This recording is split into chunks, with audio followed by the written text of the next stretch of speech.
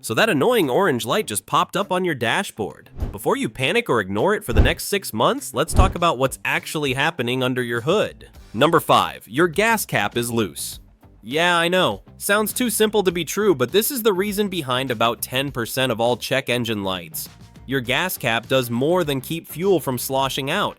It seals your entire fuel system and keeps the pressure where it needs to be. When that cap isn't tight or the seal is cracked, fuel vapors escape. Your car has sensors that detect this and boom, check engine light. The system thinks there's a leak somewhere in your fuel line, so it throws a warning. Here's the fix. Next time you fill up, twist that cap until you hear 3 clicks. If the light came on right after getting gas, this is probably your issue.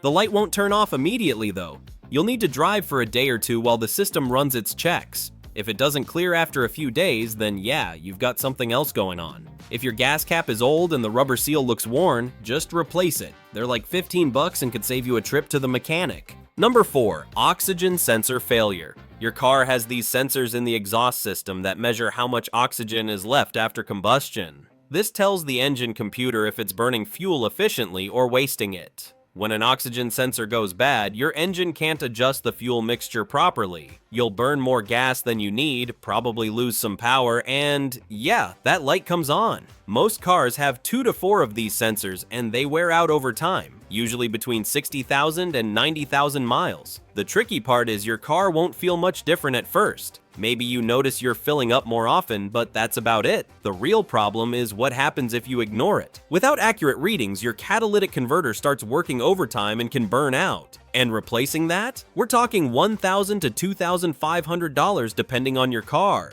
Getting the oxygen sensor replaced runs about $200 to $300. Not cheap, but way better than the alternative. You'll need a scanner to figure out which sensor is toast, so this isn't really a driveway fix unless you know what you're doing. Number 3, your mass airflow sensor is dirty. Here's the one most people have never heard of. The mass airflow sensor, or MAF sensor, sits between your air filter and engine. It measures exactly how much air is flowing into your engine so the computer knows how much fuel to inject. When this sensor gets dirty, and it will get dirty, it sends wrong information to your engine computer. Too much fuel, not enough air, and suddenly your car is running like garbage. You'll notice rough idling, hesitation when you hit the gas, or the engine might even stall at stoplights. The wild part is how it gets dirty in the first place. Every time air passes through, tiny particles stick to the sensor wire. Cheap air filters make it worse. Some oil-based air filters actually coat the sensor over time. Even just driving in dusty conditions can do it. Now, here's what makes this different from everything else on this list. You can actually clean it yourself. You need MAF sensor cleaner, not regular electronics cleaner, not carburetor cleaner. It's specific stuff, usually about 10 bucks at any auto parts store. Pop open your hood, disconnect the air intake tube, and you'll see the sensor right there.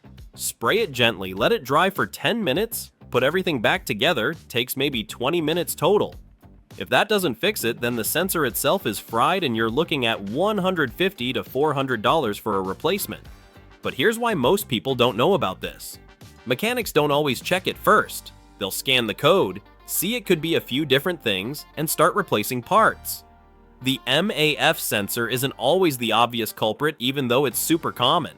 Number 2, catalytic converter issues. This is the big one that makes people's wallets hurt. Your catalytic converter takes all the nasty stuff coming out of your engine, carbon monoxide, nitrogen oxides, hydrocarbons, and converts them into less harmful emissions. When it starts failing, you'll feel it. The engine loses power, especially going uphill or accelerating onto the highway. Your gas mileage drops. Sometimes you'll smell rotten eggs. That's unburned sulfur getting through. And obviously that check engine light is screaming at you. The frustrating thing about catalytic converters is they rarely just fail on their own. Usually something else broke first and killed it. Bad oxygen sensors, misfiring spark plugs, oil consumption issues, any of these can damage your catalytic converter over time. Replacing one costs anywhere from $1,000 to $3,000, sometimes more for luxury cars or trucks with multiple converters. And you can't just ignore it. Besides failing emissions tests, a clogged converter can actually damage your engine. Exhaust backs up, creates pressure, and eventually you're looking at way bigger problems. Some people try those catalytic converter cleaner additives. Do they work? Maybe if you catch it super early. Once it's actually failing, there's no magic bottle that'll fix it. One more thing. Thieves love stealing these because they contain precious metals.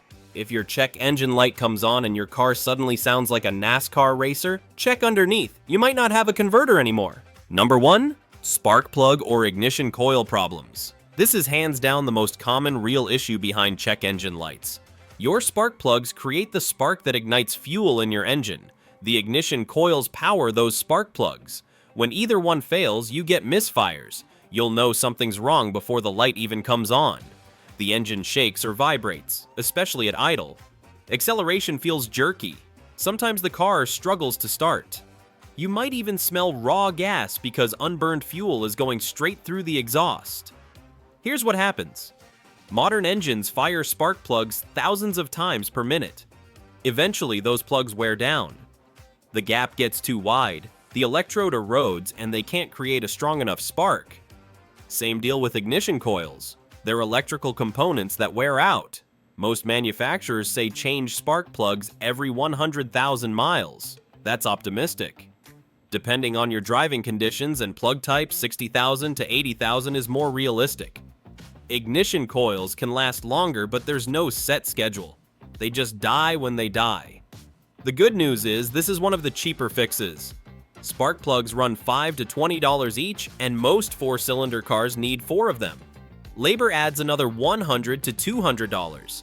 Ignition coils cost more, $50 to $150 each, but you usually only need to replace the one that failed. You can actually change spark plugs yourself if you're even slightly handy. Get the right tools, follow a video tutorial, and you'll save the labor cost. Ignition coils are pretty straightforward too on most cars. The problem is when people ignore misfires. That unburned fuel can ruin your catalytic converter, see number 2, and now you're paying thousands instead of hundreds. Plus, running on bad spark plugs damages other components and kills your fuel economy. So here's the bottom line on all this. That check engine light is annoying, but it's actually trying to help you.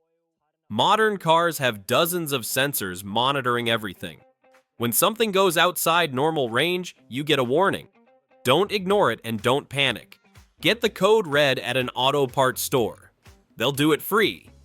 That tells you where to start. Some fixes are quick and cheap, others not so much. But catching problems early almost always saves you money in the long run. And if you're sitting there with your check engine light on right now, go check that gas cap first. Seriously, you'd be surprised how often that's all it is.